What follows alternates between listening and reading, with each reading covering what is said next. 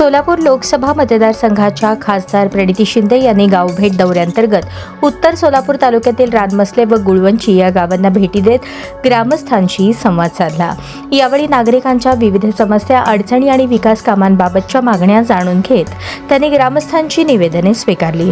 ग्रामस्थांनी यावेळी खरीप हंगामाच्या पार्श्वभूमीवर सोयाबीन बियाणे, युरिया, DAP या व इतर खतांचा तुटवडा असल्याची समस्या मांडली। तसेच JSW सोलार प्रकल्पासाठी उभारण्यात आलेल्या तार कंपाऊंडमुळे गावातील शिवरस्ते बंद झाल्याने शेतकरी व ग्रामस्थांना ये-जा करण्यासाठी मोठा त्रास सहन करावा लागत असल्याचे खासदार प्रणिती शिंदे यांनी सांगितले।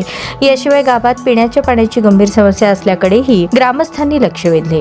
गुळवंची येथे झालेल्या बैठकीत ग्रामस्थांनी बोराडे वस्तीचा दलित वस्ती योजनेत समावेश करावा अशी मागणी केली। तसेच गावातील प्राथमिक आरोग्य केंद्राची इमारत जीर्ण आणि धोकादायक अवस्थेत असल्याने तिचे पाडकाम करून नवीन इमारत उभारण्यात यावी अशी मागणी करण्यात आली। यासोबतच शिरापूर उपसा सिंचन योजनेचे पाणी कार्यान्वित करून शेतकऱ्यांना दिलासा द्यावा अशी मागणी ग्रामस्थांनी खासदार प्रणिती शिंदे यांच्याकडे केली।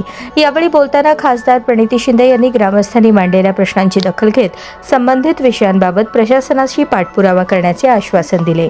रानमसले येथील प्रश्नांबाबत जिल्हाधिकाऱ्यांशी चर्चा करून योग्य तो मार्ग काढण्यात येईल असे त्यांनी स्पष्ट केले।